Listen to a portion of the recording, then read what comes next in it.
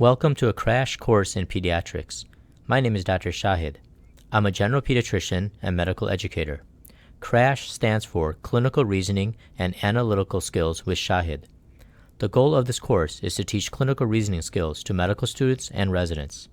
This is a series of lectures that will take you through several pediatric cases where you will learn how to critically think through a patient case and come up with a broad differential diagnosis.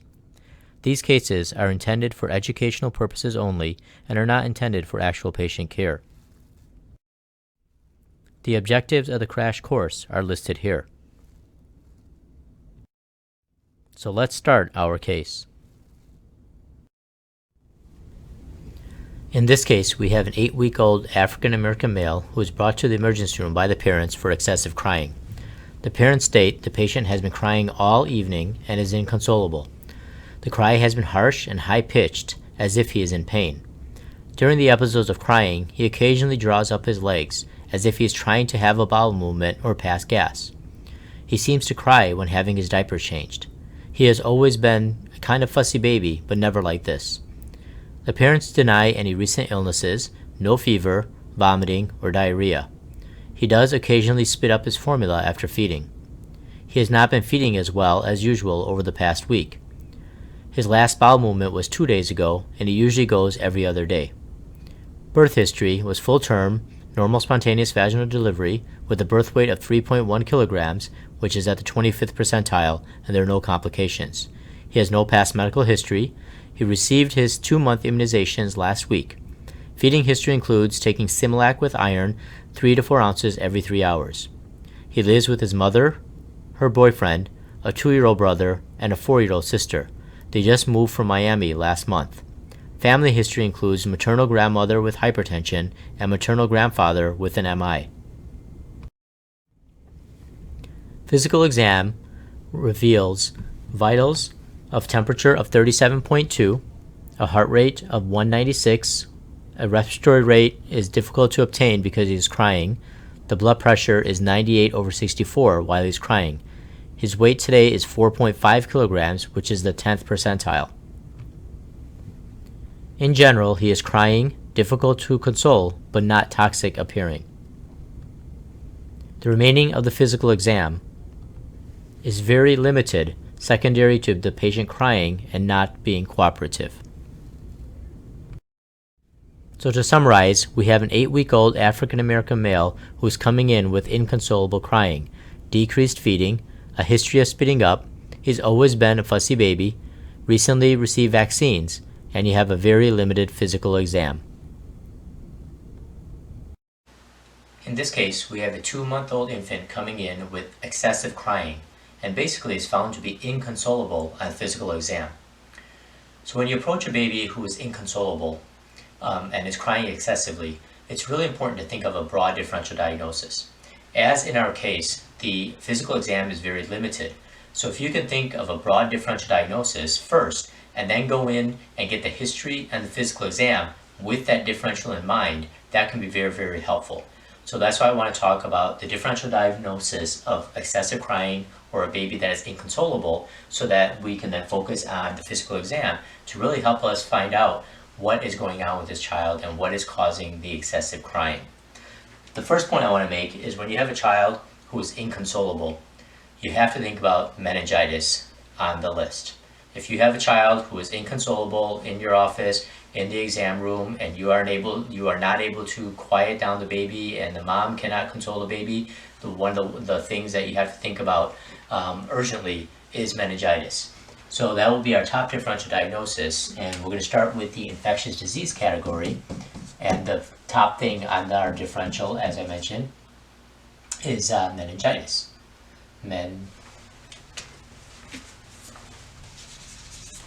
So when you think about excessive crying and inconsolability, you have to think about meningitis. So let's think about other infectious disease causes that might cause a patient to be inconsolable or have excessive crying around 2 months of age. So meningitis is a very important consideration. Other things on the differential when it comes to infectious disease includes a urinary tract infection. So So urinary tract infections can cause fussiness and excessive crying and inconsolability because patients might have dysuria and painful urination, or they might have bladder spasm. So a young child won't be able to give you that history, and they might just present with excessive crying and inconsolability. Another differential related to infectious disease is going to be otitis media. So when you approach a child with excessive crying and is inconsolable, you need to make sure you get a good look at their ears, because otitis media can present this way as well. Another consideration is osteomyelitis. In young infants, they might present with excessive crying, and they might have an osteomyelitis somewhere. So an osteomyelitis in a long bone, in one of their long bones, and that can present with fussiness and crying. So every time you kind of move them, that's something to consider. This child in our vignette is having pain and crying when their diaper is changed. So it's possible there's something going on in a joint or in a bone as they're changing the diaper that is eliciting pain. So that's another consideration as well. The other areas that you have to do a good physical exam to rule out, as I mentioned, was the osteomyelitis, looking for joint pain and pain on movement of different joints and bones. And the other area you have to do a good physical exam on a excessively crying baby or inconsolable baby is the mouth exam. So you need to make sure that maybe the baby has thrush. Do a good mouth exam looking for thrush. Other things that they can have are different viral processes, right? They can have a stomatitis from a viral process as well, so a herpetic stomatitis, or they might have herbangina from an enteroviral process where they have ulcers and lesions in the back of their throat. Stomatitis, gingival stomatitis, usually is herpetic, and that's usually more anterior with the gums and the lips being involved. Herbangina is usually from enterovirus, and that's usually more likely posterior. So looking for ulcers and lesions in the back of their throat, in the oropharynx, can be helpful as well. So these are some of the infectious causes that you have to think about and rule out as you're approaching the child by history and by physical exam, that you need to consider when a child is coming in with excessive crying or being inconsolable. Infectious disease is a large consideration that you have to think about. Next category we're going to talk about is GI causes of inconsolability or excessive crying. So again, with these differential in your mind, that's how you're going to approach the child, get more history, and then do a physical exam to help you rule in or rule out some of these things on a differential from now a GI perspective. So one of the things that is always high on the differential on a crying baby is going to be colic. So colic commonly presents with crying, and that's one of the most common causes of young babies when they come in with crying. Now by history, typically they have kind of patterns that you might see when a child has colic. And there's kind of the rule of threes when it comes to colic. It usually starts around 3 weeks of age. It usually ends by 3 months of age. And then colic, with the rule of threes, basically they start crying later in the afternoon, so usually after 3 p.m. And then they typically cry for about 3 hours at a time, and then they typically have these crying episodes about 3 days a week. So those are the rules of the threes when it comes to colic. Beyond 3 weeks of age, usually outgrow by 3 months of age. It's usually after 3 p.m. It's usually 3 hours at a time, and it's usually about 3 days a week. So by history, that can help you figure out if it might be colic. Now, colic is a diagnosis of exclusion, so something you have to think about, but you really have to rule out some of the other things on our differential diagnosis of a crying baby and an inconsolable baby before you make the diagnosis of colic. And again, you're going to use your history and your physical exam to really look into some of these things to help you decide what type of workup you need to do on a patient that is coming in with excessive crying and inconsolability. So colic, we'll put that in the GI category. Another common cause of crying and inconsolability is going to be GERD or esophagitis. So kids, infants who have reflux, who have gastroesophageal reflux, and they might have esophagitis as a result of it. And many times they will be kind of fussy and crying and inconsolable. So that's something to think about as well. In our infant, the baby in our vignette, in our case, does have a history of spitting up. So it's possible that this baby could have some GERD or esophagitis causing the pain and the crying and the inconsolability. Other things to consider on the GI category would be something simple, just like constipation. So it's possible that the child is constipated and is trying to have a bowel movement, and in our case as well, the parents seem to think that he's crying as if he's in pain and trying to pass gas, trying to have a bowel movement. So constipation can also cause crying and fussiness as well, so that's on the differential of a crying baby as well. Another consideration is going to be malrotation. So it's possible that the child has a partial malrotation and now is coming in with some ischemia and twisting of the bowel and maybe a volvulus. So it's now coming in with abdominal pain and crying and inconsolability related to a malrotation. So the child could be spitting up a lot, having some reflux, and it turns out they actually have something underlying anatomically that is causing them to have the vomiting and the spitting up. And then sometimes this can become bilious as well, as a clue that there might be a partial malrotation. So that's on the differential diagnosis for this GI causes of excessive crying as well then. Other things that you can think about is a milk protein intolerance. So some kids will have an intolerance to cow's milk protein. And they will have gas and pain and might present with fussiness and crying because they have a cow's milk protein intolerance. So especially if they're being fed formula, cow's milk protein-based formula, they can present with excessive crying as well. So that's a consideration as well. Another couple things to consider is intussusception. There's always a possibility, intussusception.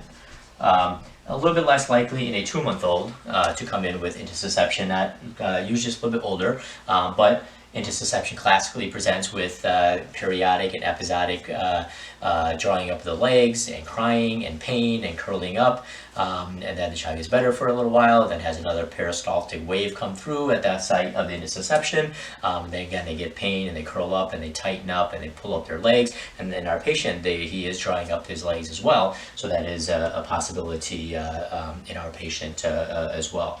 So intussusception is a consideration as well.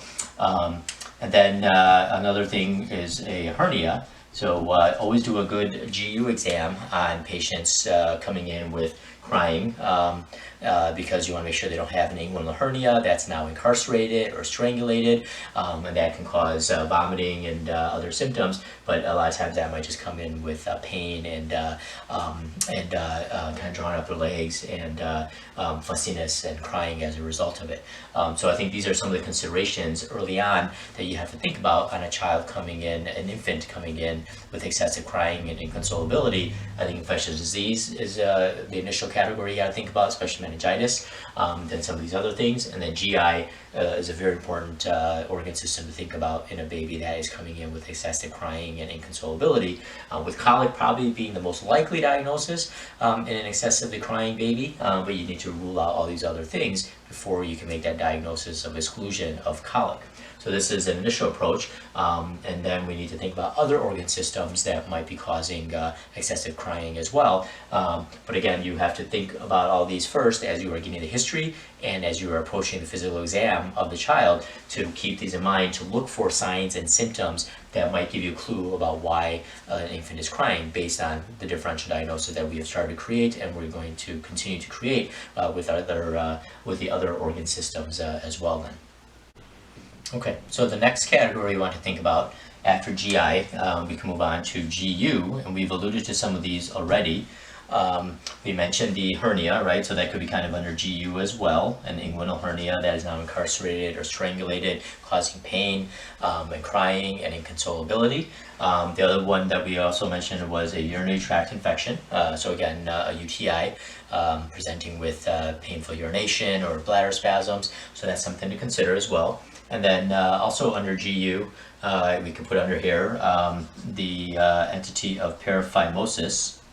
So paraphimosis in uncircumcised males can present with pain and crying as well. So basically for a paraphimosis is when an uncircumcised male, the foreskin is retracted and then it gets stuck in the retracted position, and the foreskin is not able to be brought back down, and that causes extreme pain and swelling, and it is actually a urologic emergency. So it's possible parents were retracting the foreskin or cleaning the area and retracted too far, and they got trapped, and then they were not able to bring it back down, and that paraphimosis is causing the pain and swelling possibly as well. So that's another consideration for a crying baby in male infants to consider. Okay, so again, doing a good physical exam and history is very important to help decipher what is going on with the child, what is causing them to have the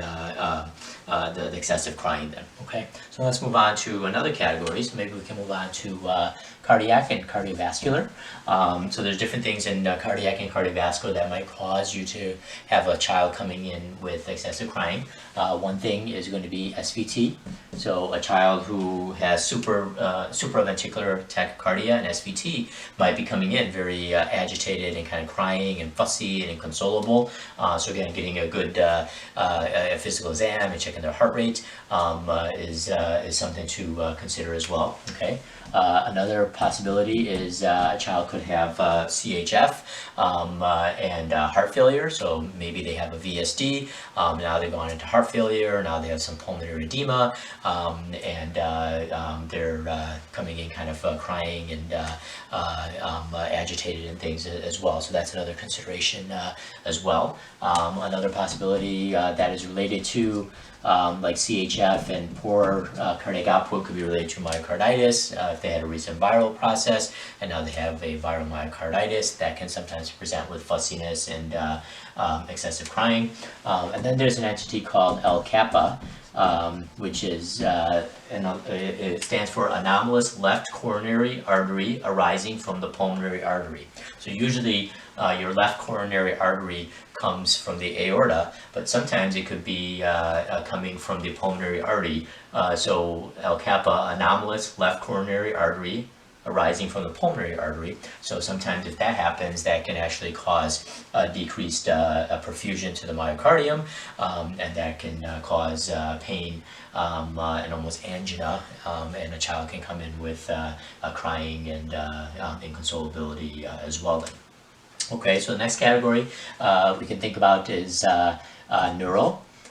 So after CV, let's think about neuro. So some things that they could have, sometimes they can have seizures. That can cause the child to be crying and excessively crying. So sometimes infants, when they have something called infantile spasms, they have these spasms and these seizure-like activity, and that can cause them to be, it could be painful because they have these muscle spasms, and they could be crying and making noises as a result of it. Other things, they could have an intracranial hemorrhage / abuse, shaken baby, are always considerations as well. So they can have some sort of trauma, head trauma, right? So all of this is a consideration as well. So shaken baby syndrome, closed head injury, and abuse are considerations as well. When a child is coming in crying and inconsolable, that's something to really consider as well. Occasionally hydrocephalus might present this way as well. So they have hydrocephalus, and they basically have, you know, a bad headache and increased intracranial pressure, and that might present with some crying and excessive crying and inconsolability as well. So again, important to do a history and physical exam to help you determine what might be the cause of this crying. Okay, let's move on to the next category, and we'll call it metabolic. And under metabolic, it'd be basically electrolyte disturbances, right? The big ones I think you have to consider are hypoglycemia, So anything that might cause a child to be hypoglycemic might cause them to be agitated and crying and irritable, right? And then hypernatremia is known to cause excessive crying as well. So a child with an increased sodium level because they're dehydrated or some other electrolyte imbalance, they might come in with hypernatremia and have excessive crying. And again, hypoglycemia, they might have some sort of glycogen storage disease or some inborn error of metabolism or something else going on, CAH, anything in that endocrine metabolic category that can give you hypoglycemia can cause a child to be really fussy and agitated and crying and inconsolable. In addition to anything that might cause hypernatremia, I think that's something to consider as well. Okay, so now let's move on to our next category and talk about heme. I think a big consideration in this is depending on the ethnicity of the child. If the child is African American, then you have to think about sickle cell disease, presenting with pain and pain crisis and vaso-occlusive crisis, causing a child to come in with pain and then excessive crying and inconsolability. Now typically sickle cell crisis in newborns who have sickle cell disease, they usually don't occur until maybe about 4 to 6 months of age, because the babies and the infants still have fetal hemoglobin, and that really reduces the amount of sickling that they have. And by the time they're 4 to 6 months of age, now their own bone marrow is starting to produce its own red cells, and those would be sickle cells that are being produced, and the fetal hemoglobin is being reduced at that age. So typically sickle cell disease will present around 4 to 6 months of age with pain crisis and vaso-occlusive crisis. And in young infants, that usually presents with something called dactylitis, inflammation of the digits. So usually their fingertips and their fingers and their toes is where they have the vaso-occlusive crisis. That's where the pain is, and they might have some swelling and erythema and tenderness and pain in the digits. So they'll have something called dactylitis in their fingers or in their toes, and that could be their initial presentation of sickle cell disease and a pain crisis and excessive crying as well then. So after we think about heme, the next category we'll just call maybe social causes of this excessive crying. So some things to consider in social causes could be things like neglect, where the child is hungry and nobody's looking after the child, and there's a neglect type of issue. So that's a consideration for an excessively crying baby as well. Okay, and then we did mention the shaken baby and trauma and abuse type scenario, right? As a social cause as well. And then under here we can also kind of put other trauma-related issues like a fracture, right? A child coming with excessive crying, maybe they have rib fractures, or maybe they have humeral fracture or femur fracture, a spiral fracture, something that might be suggestive of abuse or trauma. So I think that's an important consideration as well to consider and to keep in mind as well then. And now, after this, then let's go on to a third category, and we'll call it kind of other things then, okay? And these are like other causes of excessively crying babies that you really have to think about, and then do a good physical exam and history to really help elicit some of these findings to help you determine some of these other causes of an excessively crying and inconsolable baby. So the first thing I want to mention is something called a hair tourniquet. So a hair tourniquet is basically exactly as it sounds, is that a piece of hair is wrapped around some appendage or some digit of the baby, and that's causing the pain and the excessive crying. So hair tourniquets have been described where the hair is wrapped around a finger or a toe, even in male infants around the penis, and usually it's not malicious, it's just somehow it's accidentally while the child is moving and there's a hair in their near them or in the diaper or where they're laying, and it gets on their extremity and on their digits, and they just kind of wraps around, and it can tightly wrap around sometimes, and they can come in with pain and excessive crying. So again, you might not get the history, but you want to do a good physical exam, looking at all the fingers and all the toes and other digits and appendages to make sure that's not the case then. Another thing to consider on the differential is a corneal abrasion. Corneal abrasion is another consideration in a child coming in with excessive crying, and they can be really tearful, and their eyes are going to be watery, and they might be red from all the crying, so you don't know if there's something going on in their cornea. And it's possible they could have scratched the cornea with their own fingers or their own fingernails. They scratched the cornea and they came in with a corneal abrasion. So for that you would have to do the fluorescein dye, put that into the eye, and then look for signs of corneal abrasion. But that's something to consider as well on a baby who is excessively crying and coming in with inconsolability.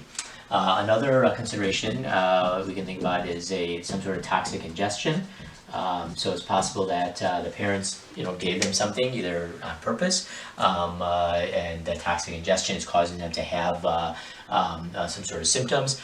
There's case reports of children who are given cough and cold medicines. So young kids, 2 months of age or like 6 months of age, they have a URI and they have cough and cold symptoms. So parents will give them cough and cold medicines, and the decongestants that are in those cough and cold medicines basically are alpha agonists, so they cause vasoconstriction, right? That's how it helps your nose and helps with the congestion, but it causes vasoconstriction of other areas as well. And there's some case reports of children having vasoconstriction in their abdomen and in their GI tract related to ingestion of decongestants for their URI symptoms, and that vasoconstriction of their GI tract causes them to come in with ischemia and peritonitis and crying as their initial presentation. So that's something to consider as well. And then you have, I guess, the opposite of that is some withdrawal type of process, causing a child to have agitation and irritability and crying. So especially in the newborn period, if the mom was using different types of drugs, especially like opiates and things, you can have opiate withdrawal, and some of those symptoms can be excessive crying and agitation as part of that as well. So that's another consideration to keep in mind as well then, okay? And then another last couple things is related to vaccinations. Sometimes vaccines can cause you to have excessive crying. We don't see it as much now, but previously the pertussis vaccine that was given before would cause a lot of local irritation and crying, and now that we have the acellular pertussis vaccine that is given now and has been given for a number of years, we see less vaccine-related crying and inconsolability, but that was something that was considered as well. And then the last thing I want to just kind of mention is hip dislocation. So hip dislocation can also cause a child to have crying as well. So developmental dysplasia of the hip. So pediatricians were always doing the hip exam on the infants to feel that clunk to make sure there's no hip dislocation and there's no developmental dysplasia of the hip. But sometimes if you do have that and you have hip dislocation, that can cause a child to be crying, especially when they're moving their legs or they're changing the diaper. That can cause some pain as well then, okay? So this is a nice broad differential diagnosis of a child coming in with excessive crying. So a 2-month-old coming in with inconsolability and excessive crying. This would be a nice differential diagnosis to keep in mind as you're approaching that child. And based on this differential diagnosis, then you want to keep this in mind, and then based on that is how you're going to approach that patient by trying to get more history and do a good physical exam to help you rule in and rule out some of these things on the differential diagnosis. So a lot of times the physical exam, as in our case, is very limited. When it's a 2-month-old who's crying, it's hard to really get a good listen to their lungs and listen to their heart and feel their abdomen, so it's important to get a good history, but also keeping this in mind to make sure you're doing a good mouth exam, doing a good ear exam, doing a good bone and joint exam, doing a good GI exam, GU exam, and looking at other things that you might be considering on the differential, like a hair tourniquet or a corneal abrasion. So your history and your physical exam is going to dictate what type of workup you're going to do to help you further look into some of these things on the differential diagnosis. Now, most patients, when they come in, probably 95% of patients when they come in with crying, don't have anything worrisome. Based on the history and physical exam, they end up having something very simple, and nothing too worrisome, and don't usually require too much extra workup as long as your history and your physical exam is reassuring. But if you are at all concerned and you're not really able to find a cause of the baby's crying, then you might need to look into it and work up the child and consider doing other lab tests and other imaging to help you decide what might be going on with the infant then. So now that we have the differential diagnosis of a crying infant and an inconsolable infant, let's talk about how this case unfolds in our particular patient. So our patient is our 2-month-old that came in with the excessive crying. This is a differential diagnosis that we had in mind in approaching this child. And the child was inconsolable in the ER setting. So the child had some labs and a spinal tap done, because meningitis is always a consideration on a child with excessive crying and inconsolability. His spinal tap was essentially normal, nothing worrisome, based on the white cell count and the glucose and protein and red cells. Did not appear to have meningitis based on those initial numbers. The CBC was pretty much normal, and the patient also had a complete metabolic panel, which was normal for all the liver function tests, and also the electrolytes and the glucose. Everything was normal. The child also had a urinalysis, which was normal as well. So that initial workup, blood test wise and spinal tap wise, came back normal. The child then also was sent for a chest x-ray, and the chest x-ray came back showing a very enlarged heart. So based on the chest x-ray showing the enlarged heart, a suspicion of some sort of cardiac process was there. So the child had an EKG, and on the EKG, the child was found to have Q waves on the EKG. And Q waves are unusual to see in pediatrics because they are indicative of a myocardial infarction. So this child had Q waves, and the worry was that the child might have a myocardial infarction. The child then had an echocardiogram, and the echo, when it was done, ended up showing this entity of L kappa, an anomalous left coronary artery arising from the pulmonary artery. So when the echo was done, it showed that the left coronary artery was not coming off the aorta, but was actually coming off of the pulmonary artery. So this child actually had L kappa, which was causing decreased blood flow to the left coronary artery, and the child was actually having a myocardial infarction, and the crying and inconsolability was related to pain and angina that this 2-month-old child was having. So this 2-month-old child was actually having a myocardial infarction and having angina and pain, causing the child to be inconsolable and to have excessive crying. So the patient was diagnosed with L kappa, and ultimately ended up having surgical correction of the anomalous coronary artery to relieve the symptoms. Again, I don't want to give a whole lecture on L kappa. That is something that you can read on your own, but I wanted to use this case to really illustrate how a 2-month-old infant who's coming with excessive crying and inconsolability, what is the approach to that child, what is on the differential diagnosis of that child, and how you might work up that child, and how important it is to do a complete history and physical exam to help you rule in and rule out some of the findings and some of the entities on the differential diagnosis.